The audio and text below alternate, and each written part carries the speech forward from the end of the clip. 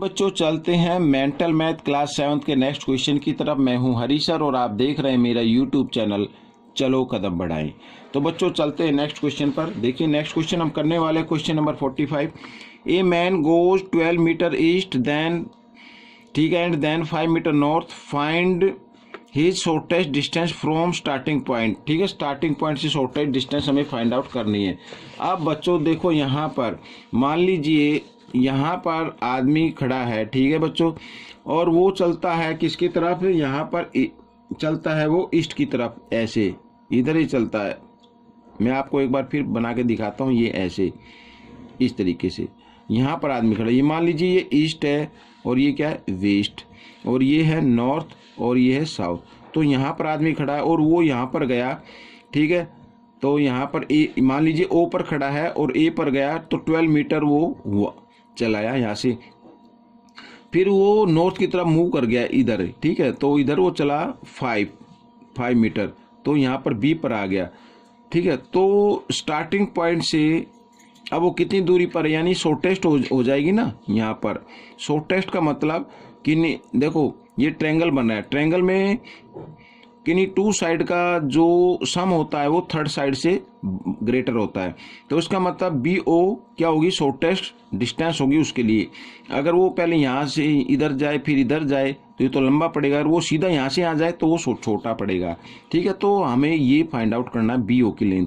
अब बच्चों आप देखें ध्यान से, यहाँ पर क्योंकि वो इधर गया फिर नॉर्थ की तरफ मुड़ गया, तो 90 डिग्री पर मुड़ता है आदमी हमेशा, ठीक है। नॉर्थ की तरफ अगर मुड़ा है डायरेक्ट, तो ये ए बी ओ एक क्या हो गया, ये राइट एंगल ट्रायंगल हो गया, ठीक है। यहां पर मैं लिख लेता हूं, देखो A B C is a right angle triangle, ठीक है बच्चों। यहां पर तो अब हमें क्या करना है, ये 90 डिग्री के है, 90 डिग्री की अपोजिट साइड क्या होती है, हाइपोटेन्यूज होती है। तो इसका मतलब बी ओ स्क्वायर इक्वल होना चाहिए A B square. Pythagoras theorem का यूज कर रहे हैं बच्चों हम यहाँ पर, ठीक है। 90 डिग्री का कोई भी एंगल आता है, अगर उसमें साइड फाइंड आउट करनी होती है या एंगल फाइंड आउट करने होते हैं तो वो 90 डिग्री का एंगल आता है, ठीक है। और साइड जहाँ तक मैं ये बोलता हूँ कि साइड फाइंड आउट करनी हो, ठीक है, राइट एंगल ट्रायंगल के अंदर, तो पाइथागोरस थ्योरम का यूज करके ही हम करते हैं। तो बी ओ हमें फाइंड आउट करनी है। तो ए बी है हमारी यहाँ पर 5, ठीक है, 5 लिख लेता हूँ, 5 स्क्वायर प्लस ए ओ 12 स्क्वायर। तो यहाँ पर बी ओ स्क्वायर 5 का स्क्वायर 25 और 12 144, ठीक है बच्चों। तो बी ओ यहाँ पर 169, ठीक है। बी ओ स्क्वायर यहाँ पर ये देखो स्क्वायर आगे इधर आकर स्क्वायर रूट हो गया, वो तो 169, तो 169 का स्क्वायर रूट होता है 13, ठीक है बच्चों। तो बी ओ 13 मीटर, यानी शॉर्टेस्ट जो डिस्टेंस है उसके स्टार्टिंग पॉइंट से वो है 13 मीटर। तो ये क्वेश्चन सोल्व हो गया बच्चों आपके लिए, ठीक है। अब हम करने वाले हैं क्वेश्चन नंबर 46, ठीक है। आइए उसको रीड कर लेते हैं पहले। यहाँ पर क्वेश्चन नंबर 46 करने वाले, find the length of the diagonal of square whose side is 8 centimetre, ठीक है। यहाँ पर हमें देखो लिखा find the length of the diagonal of square whose side is 8 centimetre. अब इसका डायगोनल हमें फाइंड आउट करना है। अब मैं आपको बताता हूँ करके, देखिए यहाँ पर मान लीजिए ये एक क्या है, ये एक स्क्वायर है, ठीक है, ये वाला ये एक स्क्वायर है। तो A B C D is square, तो 8 सेंटीमीटर इसकी साइड है। तो स्क्वायर की सभी साइड क्या होती हैं, इक्वल होती हैं। तो ये इस तरीके से, ठीक है। यहाँ पर आइए करना शुरू करते हैं क्वेश्चन नंबर 46।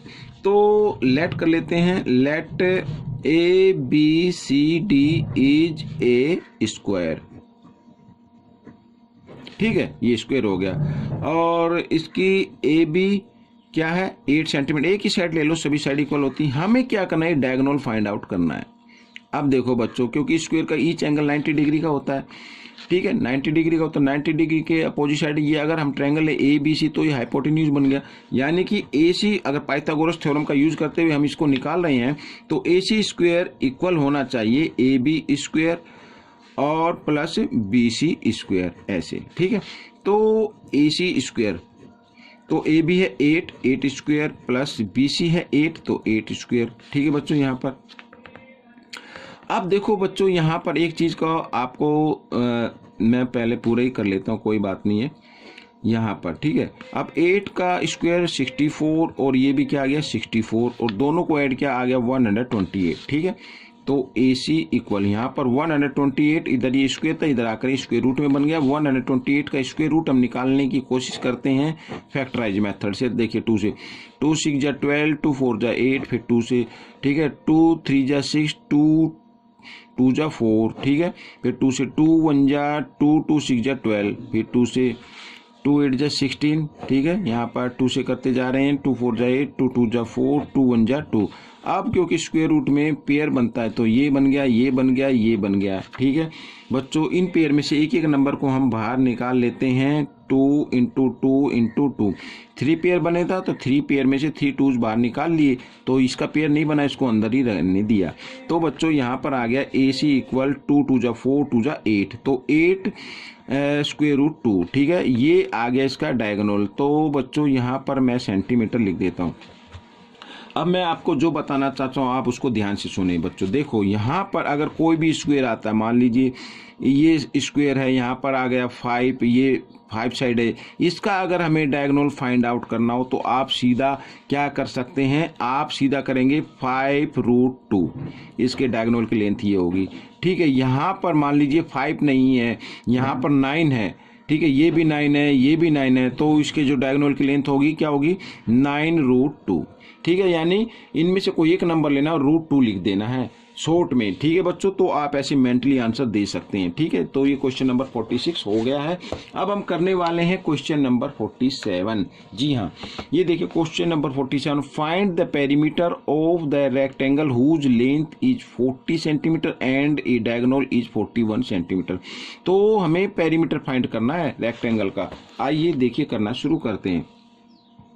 क्वेश्चन नंबर 47, मान लीजिए यहाँ पर ये देखिए ये एक रेक्टेंगल है। ठीक है बच्चों, रेक्टेंगल के अपोजिट साइड इक्वल होती हैं और ईच एंगल 90 डिग्री का होता है, ये तो आपको मालूम ही है, ए बी सी डी। ठीक है बच्चों, यहाँ पर ये लेंथ है इसकी, मान लीजिए ये 40 है, 40 सेंटीमीटर। ठीक है, और ये डायगोनल हो गया, ये है इसकी 41। ठीक है, 41 सेंटीमीटर। और हमें पेरीमीटर फाइंड आउट करने के लिए हमें ये जो ब्रेथ है ना, इसका भी हमें जानकारी होनी चाहिए कि इसकी लेंथ कितनी है। अब देखिए यहाँ पर ये एक राइट एंगल ट्रायंगल बन गया बच्चों ए बी सी। ठीक है, तो हमें बी सी की लेंथ फाइंड आउट करनी है। अब राइट एंगल ट्रायंगल है तो हमें क्या करेंगे, पाइथागोरस थ्योरम का यूज करते हुए बी सी की लेंथ फाइंड आउट करेंगे। अब देखो in triangle A B C, ठीक है, A B C right angle triangle बन गया। तो यहाँ पर शॉर्ट में मैं बता रहा हूँ, तो ए सी स्क्वायर इक्वल होता है बच्चों ए बी स्क्वायर और प्लस बी सी स्क्वायर, यही होता है। ठीक है, तो ए सी है बच्चों 41, तो 41 स्क्वायर इक्वल ए बी है 40, तो 40 स्क्वायर और बी सी तो हमें फाइंड आउट करना ही है। ठीक है, तो 41 को 2 टाइम्स मल्टीप्लाई कर लेते हैं इधर जल्दी से, 1 1 जा 1, 1 4 जा 4। ठीक है, 4 1 जा 4, 4 4 जा 16, इस तरीके से। ठीक है, तो 1 4 4 8, ये देखो बच्चों यहाँ पर ये इस तरीके से आ गया। ठीक है, यहाँ पर तो 1681 और यहाँ पर ये आ जाएगा 1600 और BC हमें फाइंड आउट करनी है। ठीक है, अब 1600 को हम इधर ले आते हैं, इधर ही आकर माइनस में हो जाएगा, यानी इस तरीके से -1600, तो ऐसे हो जाएगा। तो जब इनको माइनस किया तो आ गया बच्चों 81 इक्वल BC स्क्वायर। तो हम चाहे तो इसको इस तरीके से लिख सकते हैं, BC स्क्वायर इक्वल 81। ठीक है, इधर ही स्क्वायर इधर आकर ये स्क्वायर रूट हो गया, BC यहाँ पर इस तरीके से 81 का परफेक्ट स्क्वायर रूट निकलता है बच्चों 9। ठीक है, तो BC आ गई 9 सेंटीमीटर, ये आ गई 9 सेंटीमीटर। अब बच्चों हमें क्या निकालना है, पेरीमीटर निकालना है। तो मैं यहीं पे आपको बता देता हूँ, इधर मैं बता देता हूँ पेरीमीटर ऑफ रेक्टेंगल। वो फॉर्मूला क्या होता है बच्चों, 2L + B। ठीक है, तो 2L है हमारी 40 और B हमारी क्या 9, तो 2 × 40 + 9 49, 2 से मल्टीप्लाई करते 2 9 जा 18 कैरी 1, 2 4 जा 8 और 1 9। ठीक है बच्चों, ये आ गया आपका पेरीमीटर। तो बच्चों ये क्वेश्चन सोल्व हो गया है। आपको ये क्वेश्चन कैसा लगा मुझे कमेंट्स में जरूर लिखें। इसमें से सीखकर आप दूसरे बच्चों को जरूर सिखाएं। मिलते अगले पार्ट में, तब तक के लिए धन्यवाद।